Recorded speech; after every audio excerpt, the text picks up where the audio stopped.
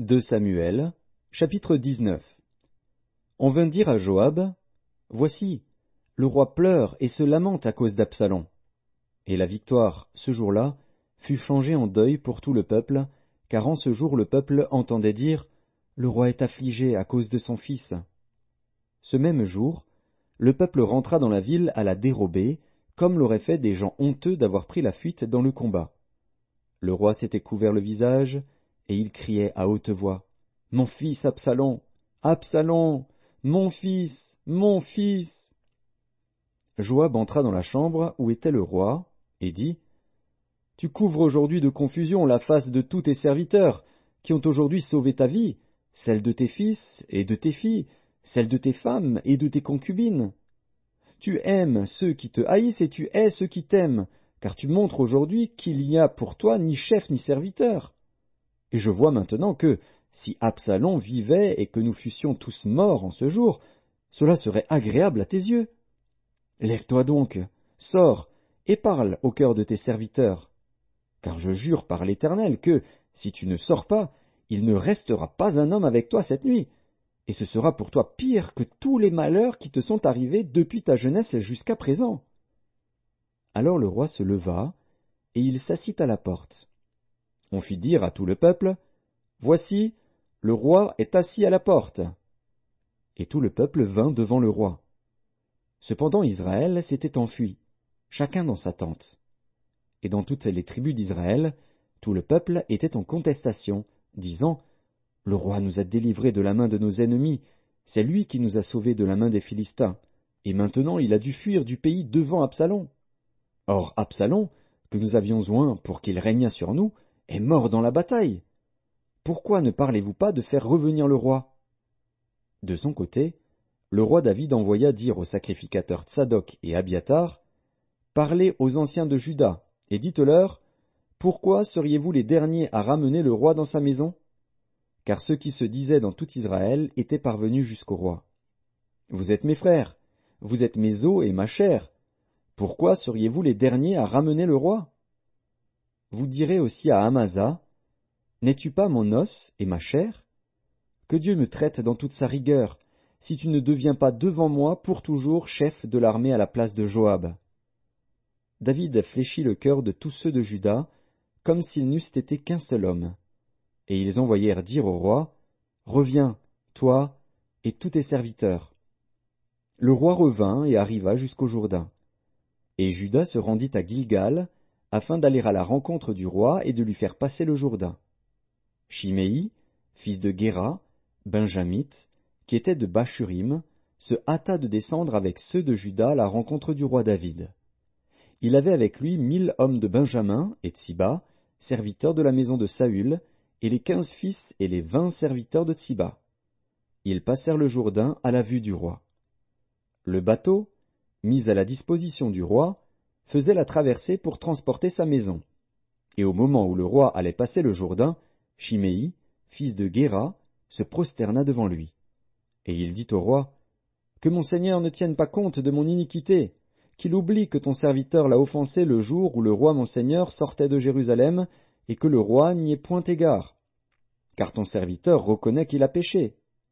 Et voici, je viens aujourd'hui le premier de toute la maison de Joseph à la rencontre du roi mon seigneur. Alors Abishai, fils de Tseruja, prit la parole et dit, Shimei ne doit-il pas mourir pour avoir maudit loin de l'Éternel? Mais David dit, Qu'ai-je à faire avec vous, fils de Tseruja? Et pourquoi vous montrez-vous aujourd'hui mes adversaires? Aujourd'hui ferait-on mourir un homme en Israël? Ne sais-je donc pas que je règne aujourd'hui sur Israël? Et le roi dit à Shimei, Tu ne mourras point. Et le roi le lui jura. Méphibosheth, fils de Saül, descendit aussi à la rencontre du roi. Il n'avait point soigné ses pieds, ni fait sa barbe, ni lavé ses vêtements, depuis le jour où le roi s'en était allé jusqu'à celui où il revenait en paix. Lorsqu'il se rendit au-devant du roi à Jérusalem, le roi lui dit, Pourquoi n'es-tu pas venu avec moi, Méphibosheth? Et il répondit, Ô roi mon seigneur, mon serviteur m'a trompé, car ton serviteur, qui est boiteux, avait dit, Je ferai seller mon âne, je le monterai, et j'irai avec le roi. et il a calomnié ton serviteur auprès de mon seigneur le roi. Mais mon seigneur le roi est comme un ange de Dieu. Fais ce qui te semblera bon. Car tous ceux de la maison de mon père n'ont été que des gens dignes de mort devant le roi mon seigneur. Et cependant tu as mis ton serviteur au nombre de ceux qui mangent à ta table. Quel droit puis-je encore avoir, et qu'ai-je à demander au roi? Le roi lui dit, à quoi bon toutes ces paroles? Je l'ai déclaré, toi et Tsiba, vous partagerez les terres. Et Méphibosheth dit au roi, qu'il prenne même le tout, puisque le roi mon seigneur rentre en paix dans sa maison. Barzillai, le Galaadite, descendit de Roguélim, et passa le Jourdain avec le roi, pour l'accompagner jusqu'au-delà du Jourdain. Barzillai était très vieux, âgé de 80 ans. Il avait entretenu le roi pendant son séjour à Mahanaïm, car c'était un homme fort riche. Le roi dit à Barzillai, « Viens avec moi, je te nourrirai chez moi à Jérusalem. » Mais Barzillai répondit au roi, « Combien d'années vivrai-je encore, pour que je monte avec le roi à Jérusalem? Je suis aujourd'hui âgé de 80 ans, puis-je connaître ce qui est bon et ce qui est mauvais? Ton serviteur peut-il savourer ce qu'il mange et ce qu'il boit? Puis-je encore entendre la voix des chanteurs et des chanteuses? Et pourquoi ton serviteur serait-il encore à charge à mon seigneur le roi?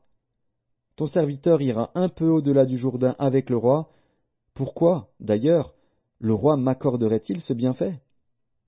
Que ton serviteur s'en retourne, et que je meure dans ma ville, près du sépulcre de mon père et de ma mère. Mais voici ton serviteur Kimham, qui passera avec le roi mon seigneur, fais pour lui ce que tu trouveras bon. Le roi dit, que Kimham passe avec moi, et je ferai pour lui ce qui te plaira. Tout ce que tu désireras de moi, je te l'accorderai. Quand tout le peuple eut passé le Jourdain et que le roi l'eut aussi passé, le roi baisa Barzillai et le bénit.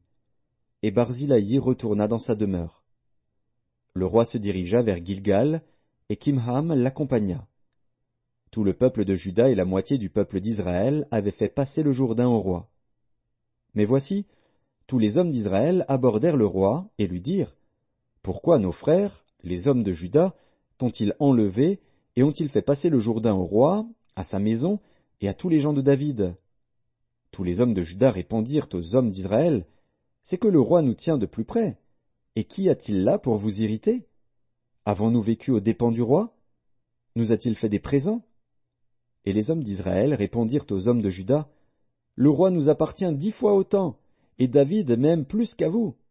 Pourquoi nous avez-vous méprisés? N'avons-nous pas été les premiers à proposer de faire revenir notre roi? » Et les hommes de Juda parlèrent avec plus de violence que les hommes d'Israël.